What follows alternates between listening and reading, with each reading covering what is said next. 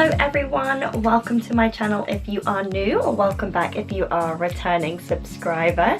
My name is Ellie and I recently completed Disney's Cultural Representative Program. This is basically a program where you get to work and live in Walt Disney World in Florida.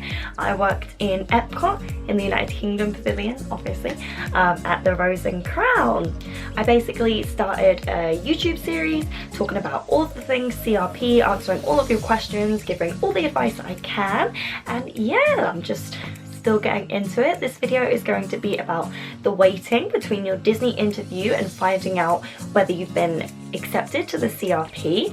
When I did my application process, I had my Disney interview early October and I didn't find out until about a month later. But bear in mind, the first application bit of the program was July.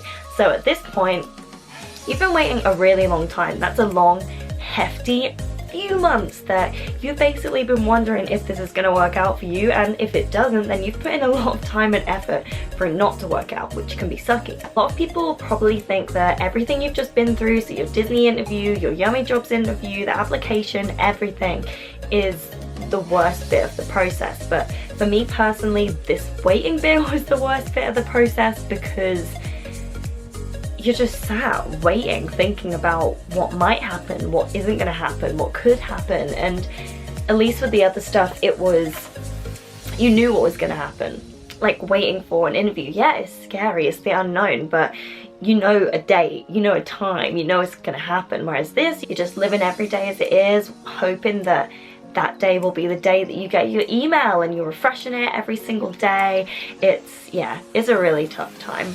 But that means there is a lot of time where you can do fun things like watch Disney movies. I found it a really good time to keep myself motivated and remind myself why I want to work for the company by watching Disney films all the time, because even though they are children's films, they are the reason why most of us want to do things like the program. And for me, it was really good to keep that magic alive in ways like that, because it really can become quite draining. Sometimes you're like, oh, I've gone through this whole process, do I really want it now, even though it's months along the line?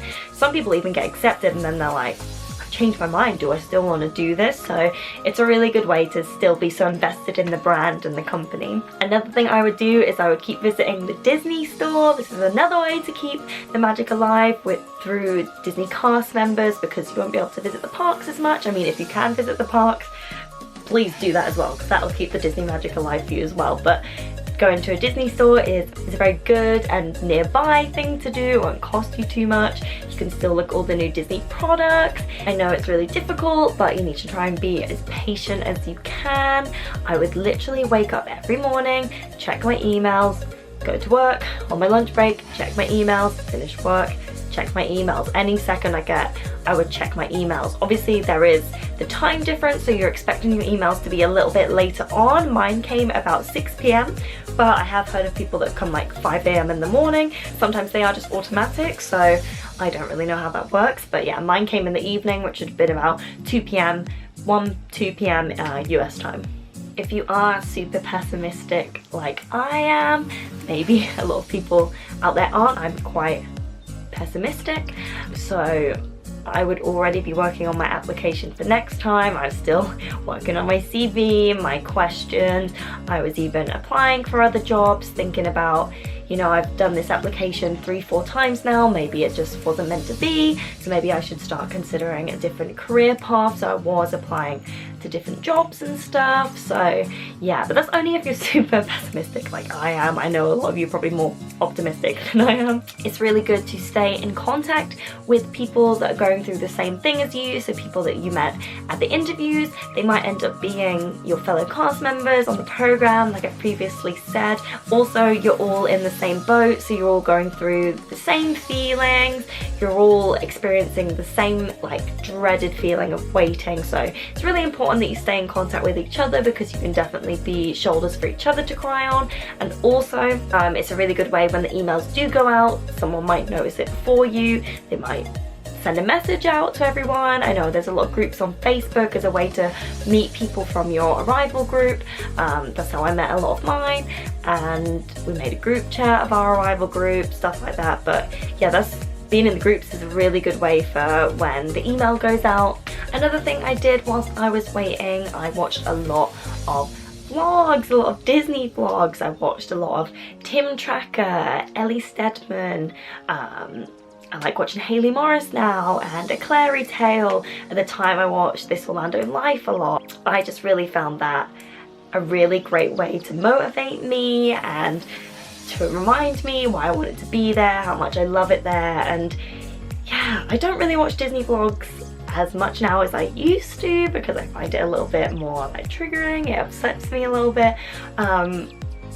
But yeah, that was a really good way to stay involved, to remind myself why I wanted to be there and just how amazing Disney World is and the company and everything.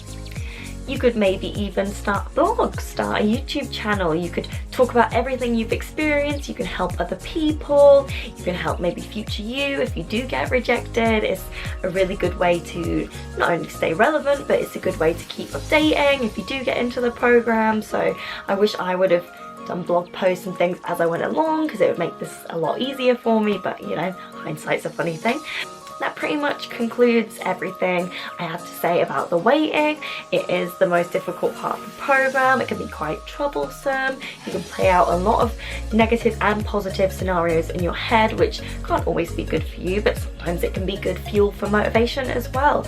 But definitely stay patient, remind yourself why you want to do it, why you want to work for the brand, keep up the contact with everyone, and yeah, just don't give up at this point. You're so close to the finish line. You really shouldn't be giving up at this point. Thank you so much for watching. Make sure you like, comment, subscribe, comment anything, or message me on Instagram if there is something in particular you would like me to cover in this series. I've got about 8 videos left, but I definitely want to cover everything you guys want me to say. Also, make sure you follow me over on Instagram. It's just going to be @EllieBrown. I'll put the link down there. Thank you so much for watching, and I will see you guys next time.